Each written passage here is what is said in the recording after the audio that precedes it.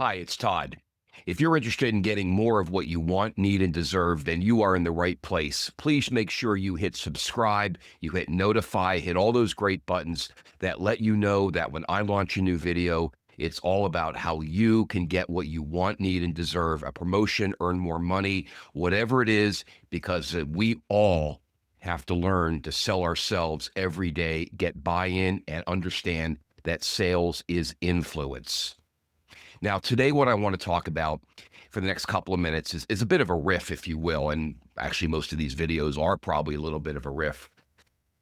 One of the greatest things I ever heard in terms of like sayings is, do you want to be right or do you want to be in a relationship? And I got to tell you, as I've thought about this over time, there has been no greater statement ever expressed in the world of sales, customer experience, and actually how we interact with people, both internally and the impact that that has on the external customer. You've heard me say many times, we have to make it easy to do business with the customer. We have to make it easy for them to do business with you. In order for us to do that, it's essential that we have good internal relationships. In other words, we're keeping people from hiding in silos. We're not letting people say, I'm just not my job. Now, let's face it, every single day, arguments happen. We get objections. We get pushback. We hear no. And what people do is they get defensive and they go into battle mode and they go into fight mode because we're wired to fight. I don't think we are wired to step back, breathe, acknowledge, and actually listen to what's going on. Because as I've said in many other videos, an objection, when you hear it, there's usually something going on that we have to take the time to be curious, to listen, and get to what's really causing the objection. Do you want to be right or do you want to be in a relationship? And that expression, that saying, perfectly underscores the choice that you have to make. So when you're dealing with somebody and you're selling yourself and looking to get buy-in and understanding that people are going to push back on you, are you fighting to be right? I call that a right fighter. Are you fighting to be right? Or are you looking at the bigger picture and deciding, you know what, long term, I'm going to have to interact with these folks again and again and again, and I'd rather have a professional business relationship, which doesn't happen when you fight to be right. In other words, you may win the battle, but you'll lose the relationship long term. Do you want to be right or do you want to be in a relationship? And I can tell you that's a lesson I think for personal life as well. And as a married man, let's face it, we have to ask ourselves in relationships all the time, what's the fight worth? What's the argument really worth? Is it worth sacrificing the relationship? And personally, I think rarely is it, because the successful sales professional, which you are, because everyone's in sales, stop denying it. Okay? Stop denying it. Everyone's in sales. You're a professional salesperson.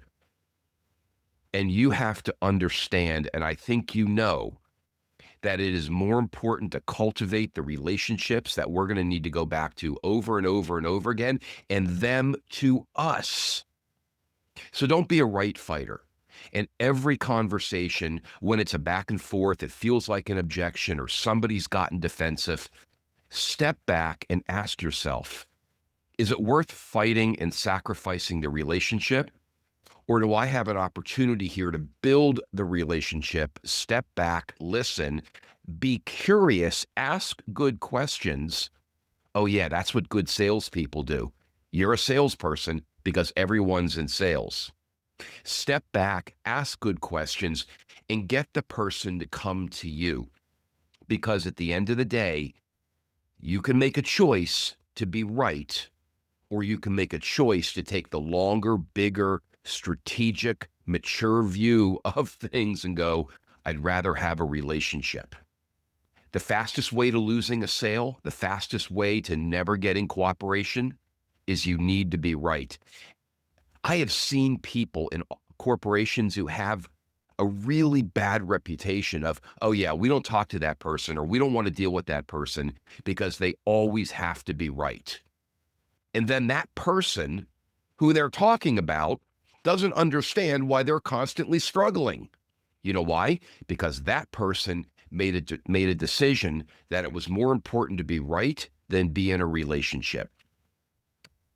We have to learn always and be extremely proficient at selling ourselves internally all the time. And that means sometimes we have to say, okay, this isn't about me being right. This is about how are we going to help this customer say yes? And that builds the relationship. So, I've said many, many times, every phone call, every email, every text message, every time you connect with somebody is a selling moment. Before you hit send, before you pick up the phone, before you turn on that Zoom, whatever it is, ask yourself, what's the outcome I'm looking to achieve? And what's the downstream impact on the relationship? And if you can honestly say, hey, the relationship doesn't matter, this is not a big deal, then you go ahead and fight. And I promise you, it will not work out for you long term. However, when that next email, that next text message, that next whatever you're sending, because everything is a selling moment. Don't kid yourself.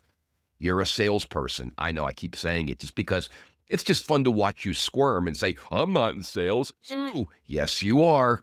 Don't get confused between the stigma of sales and sales being mindset. See, the book's right there. Listen to what I'm telling you. You have to make that strategic decision.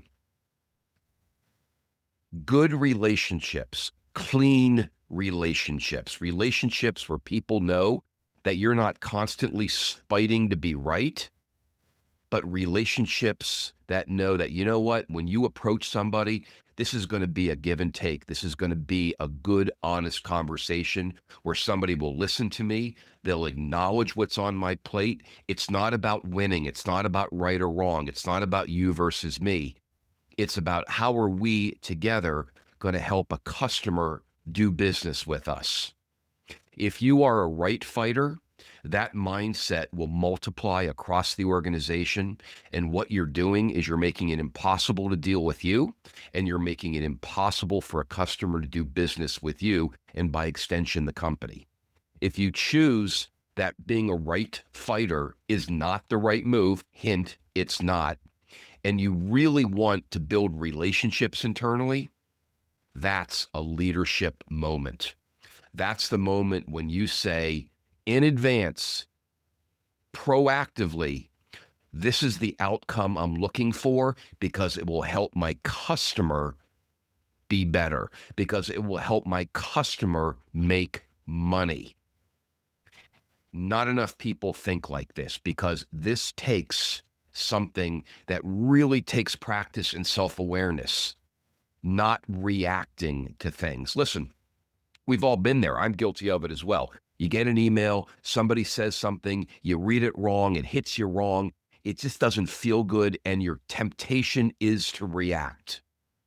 Now, the leadership moment is to stop and say, okay, I need to build this relationship. What was really going on? What's holding that person back from engaging in a way that will help us make our organization easy to do business with, make me and you easy to do business with internally. You see, that's emotional intelligence. That's a heightened self-awareness that guarantees you rock star relationships. Don't bet against me on this point. If you want to get more of what you want, need, and deserve, go into every conversation and say, I don't need to be right. I want the relationship. Now, let's be clear. Being right doesn't mean giving up. It doesn't mean acquiescing. It doesn't always mean there's a winner and a loser. It simply means listening, self-awareness, and coming to a good common place where you can both, or you and the group, or the group and you, or the teams, or whomever can move forward. Because, folks, nothing matters if we're making it harder for the customer to do business. And that begins and ends, that ease of doing business begins and ends internally with your decision. Do I want to be right, or do I want to be in a relationship? You're pretty damn smart. I know what you're going to choose. I'm Todd. Thanks for joining the channel. Please make sure you hit that subscribe button. This is all about getting what you want, need, and deserve. And if that sounds good to you, keep tuning in.